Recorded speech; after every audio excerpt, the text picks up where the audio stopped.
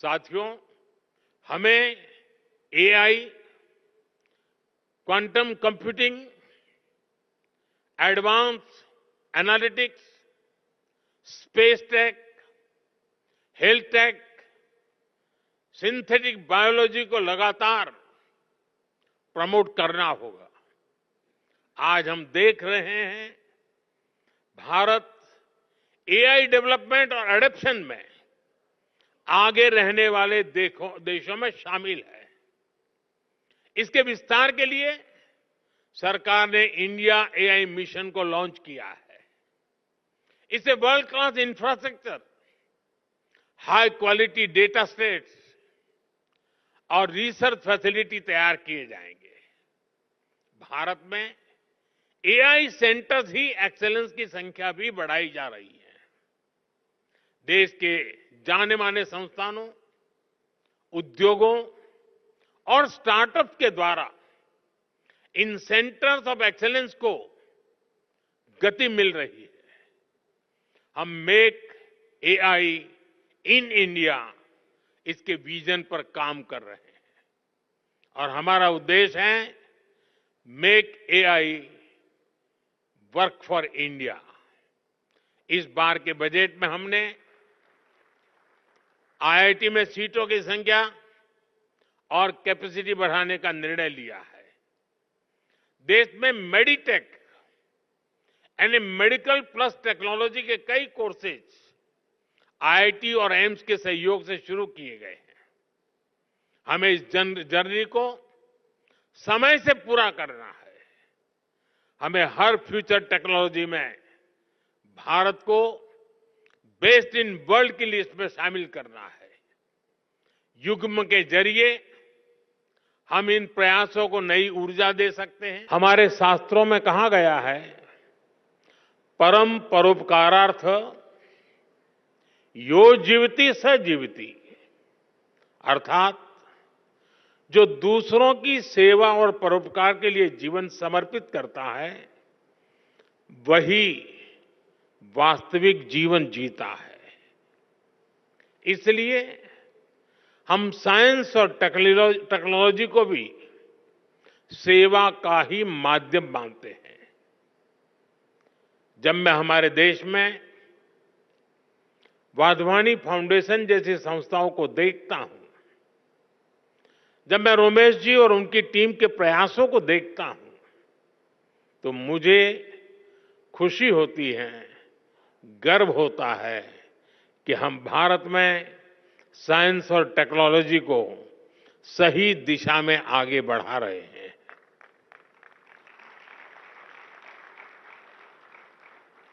हम सब जानते हैं, रोमेश जी ने तो अपने जीवन को काफी संघर्ष में तपाया है, सेवा के लिए समर्पित किया है। जन्म के तुरंत बाद जब वो कुछ ही दिन के थे, तब विभाजन की विभीषिका झेलना, अपनी जन्मभूमि से पलायन के लिए मजबूर होना, बचपन में ही पोलियो जैसी बीमारी का शिकार हो जाना और उन कठिन परिस्थितियों से निकलकर इतने बड़े बिजनेस एम्पायर को बिल्ड करना, ये अपने आप में एक असाधारण और प्रेरणा देने वाली जीवन यात्रा है।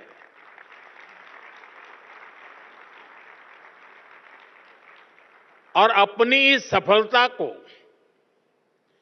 एजुकेशन और रिसर्च सेक्टर में भारत के लोगों के लिए समर्पित कर देना, भारत की युवा पीढ़ी के लिए समर्पित कर देना, भारत के उज्जवल भविष्य के लिए समर्पित कर देना, ये अपने आप में एक प्रेरक उदाहरण है।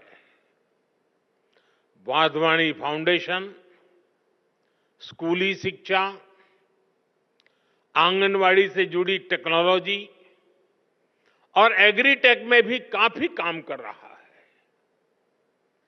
मैं इसके लिए और इसके पहले भी Wadhwani institute of artificial intelligence की स्थापना जैसे अवसर पर आप सबके बीच आया हूं। मुझे विश्वास है आने वाले समय में वाधवानी फाउंडेशन ऐसे ही अनेक माइलस्टोन्स गढ़ता रहेगा।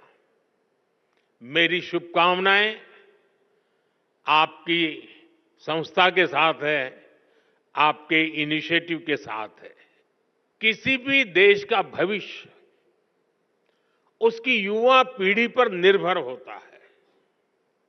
इसलिए ये जरूरी है कि हम अपने युवाओं के भविष्य के लिए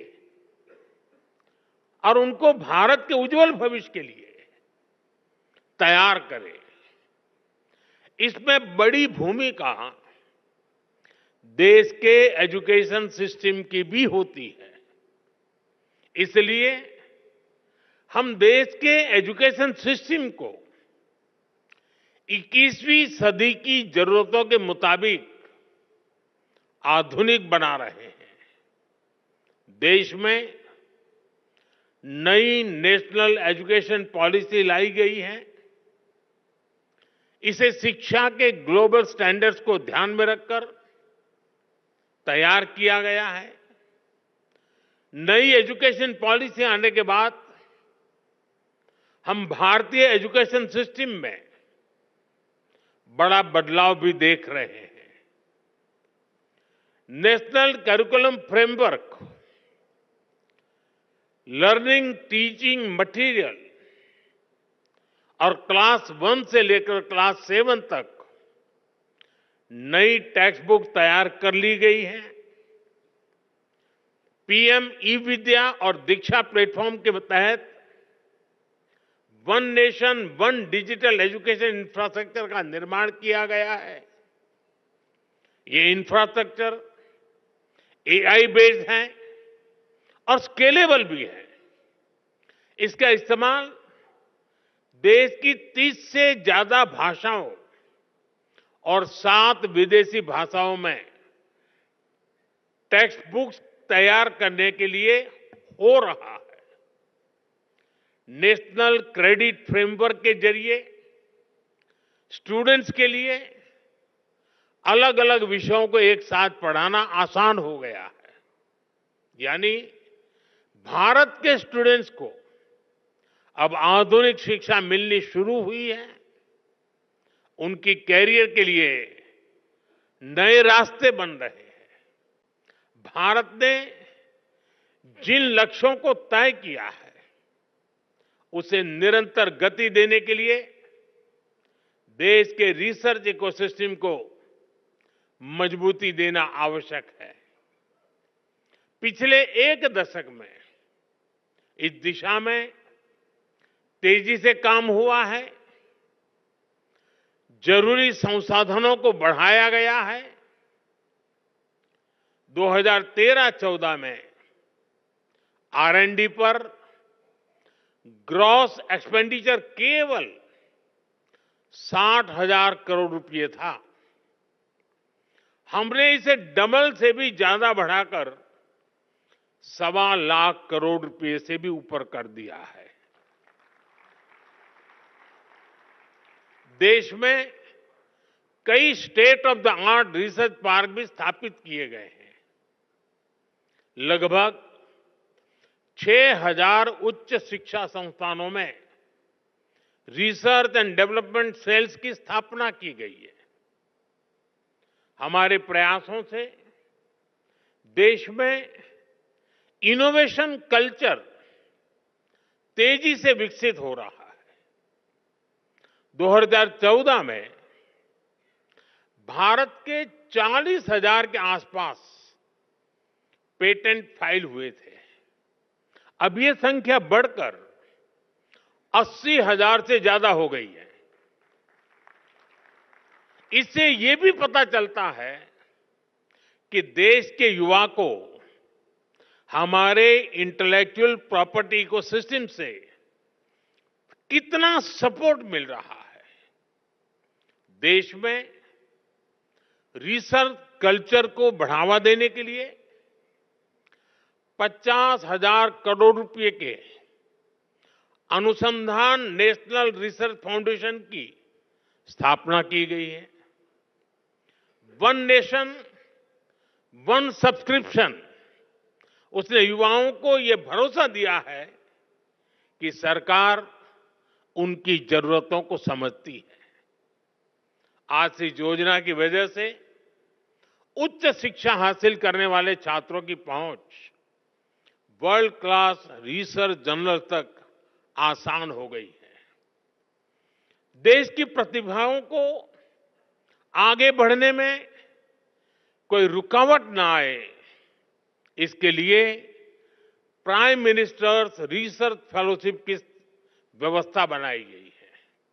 साथियों, इन प्रयासों का परिणाम है कि आज का युवा सिर्फ R&D में एक्सेल नहीं कर रहा, वो खुद भी R&D बन चुका है। और जब मैं कहता हूं कि वो खुद R&D है, तो मेरा मतलब है रेडी एंड डिसरप्टिव। भारत आज अलग अलग सेक्टर्स में रिसर्च के नए माइलस्टोन स्थापित कर रहा है। पिछले साल भारत ने दुनिया का सबसे लंबा hyperloop test track commission किया। 422 मीटर का ये हाइपर लूप इंडियन रेलवे के कोलैबोरेशन से IIT मद्रास में डेवलप किया गया। IISc बेंगलोर के साइंटिस्ट ने भी एक ऐसी टेक्नोलॉजी डेवलप की है जो नैनो स्केल पर लाइट को कंट्रोल करती है। IISc में ही रिसर्चर्स ने ब्रेन ऑन चिप टेक्नोलॉजी विकसित की है। ब्रेन ऑन अ चिप यानी एक मॉलिक्यूलर फिल्म के अंदर 16,000 से ज्यादा कंडक्शन स्टेट्स में है। डाटा स्टोर और प्रोसेस करने की कैपेबिलिटी। कुछ सप्ताह पहले ही देश ने पहली इंडिजीनियस MRI मशीन भी बना ली है। ऐसे अनेक पाथ ब्रेकिंग R&D हैं जो हमारी यूनिवर्सिटीज में हो रहे हैं। ये है विकसित होते भारत की युवा शक्ति, रेडी, डिसरप्टिव और ट्रांसफॉर्मेटिव। भारत के यूनिवर्सिटी कैंपस आज नए डायनेमिक सेंटर्स बन रहे हैं। ऐसे सेंटर्स जहां युवा शक्ति ब्रेक थ्रू इनोवेशन को ड्राइव कर रही है। हाल ही में हायर एजुकेशन इंपैक्ट रैंकिंग में भारत ग्लोबल लेवल पर सबसे ज्यादा रिप्रेजेंटेड रहा। 125 देशों के 2000 इंस्टीट्यूशन में से 90 से ज्यादा यूनिवर्सिटीज भारत से थी। 2014 में QS वर्ल्ड रैंकिंग में भारत के केवल 9 इंस्टीट्यूट्स और यूनिवर्सिटीज थी। 2025 में यह संख्या 46 हो चुकी है। दुनिया के टॉप 500 हायर एजुकेशन इंस्टीट्यूट्स में भारतीय संस्थानों की संख्या भी पिछले 10 वर्षों में तेजी से बढ़ी है। अब विदेशों में हमारे प्रमुख संस्थानों के कैंपस खुल रहे हैं। अबू धाबी में IIT दिल्ली, तंजानिया में IIT मद्रास, इसके कैंपस खोले गए हैं। दुबई में IIM अहमदाबाद का कैंपस खोले जाने की तैयारी है। और ऐसा नहीं है कि सिर्फ हमारे टॉप संस्थान ही बाहर कदम रख रहे हैं, बाहर के भी टॉप संस्थान भारत आ रहे हैं। भारत में दुनिया की टॉप यूनिवर्सिटीज के कैंपस खुलने की शुरुआत हो चुकी है। इससे एकेडमिक एक्सचेंज बढ़ेगा, रिसर्च की फील्ड में कोलैबोरेशन बढ़ेगा, हमारे छात्रों को क्रॉस कल्चरल लर्निंग का एक्सपोजर भी मिलेगा। भारत के यूनिवर्सिटी कैंपस आज नए डायनेमिक सेंटर्स बन रहे हैं। ऐसे सेंटर्स जहां युवा शक्ति ब्रेक थ्रू इनोवेशन को ड्राइव कर रही है। हाल ही में हायर एजुकेशन इंपैक्ट रैंकिंग में भारत ग्लोबल लेवल पर सबसे ज्यादा रिप्रेजेंटेड रहा। 125 देशों के 2000 इंस्टीट्यूशन में से 90 से ज्यादा यूनिवर्सिटीज भारत से थी।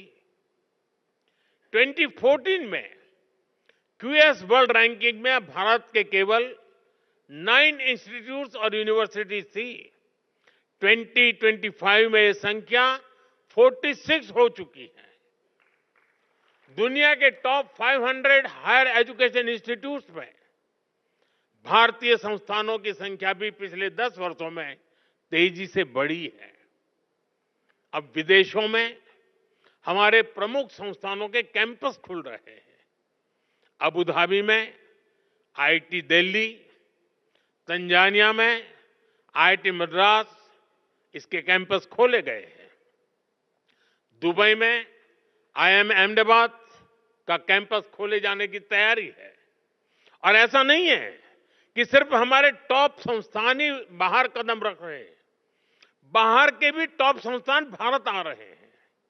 भारत में दुनिया की टॉप यूनिवर्सिटीज के कैंपस खुलने की शुरुआत हो चुकी है। इससे एकेडमिक एक्सचेंज बढ़ेगा, रिसर्च की फील्ड में कोलैबोरेशन बढ़ेगा, हमारे छात्रों को क्रॉस कल्चरल लर्निंग का एक्सपोजर भी मिलेगा। हमने विकसित भारत के लक्ष्य के लिए अगले 25 वर्षों की समय सीमा तय की है। हमारे पास समय सीमित है, लक्ष्य बड़े हैं।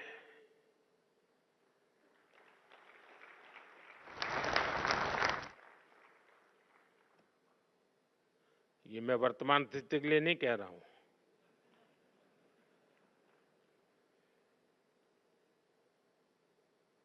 और इसलिए ये जरूरी है कि हमारे आइडिया की प्रोटोटाइप से प्रोडक्ट तक की यात्रा भी कम से कम समय में पूरी हो। जब हम लैब से मार्केट तक की दूरी को कम कर देते हैं तो रिसर्च के परिणाम लोगों तक तेजी से पहुंचने लगते हैं। इससे रिसर्च को भी मोटिवेशन मिलता है, उनके काम, उनकी मेहनत का इंसेंटिव उन तक पहुंचता है। इससे रिसर्च, इनोवेशन और वैल्यू एडिशन के व्हील को और गति मिलती है। इसके लिए जरूरी है कि हमारा पूरा रिसर्च इकोसिस्टम एकेडमिक इंस्टीट्यूशन से लेकर इन्वेस्टर्स और इंडस्ट्री तक हर कोई रिसर्च के साथ खड़ा हो, उन्हें गाइड करे।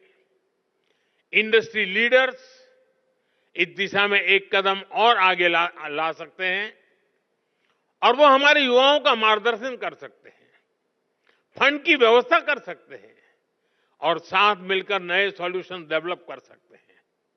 इसलिए सरकार रेगुलेशंस को सिंप्लीफाई करने, अप्रूवल्स को फास्ट ट्रैक करने के प्रयासों को भी गति दे रही है। लेटेस्ट अपडेट्स और ताजा तरीन खबरों के लिए TV1 इंडिया लाइव को सब्सक्राइब कीजिए और नोटिफिकेशन पाने के लिए बेल आइकॉन को दबाना मत भूलिए।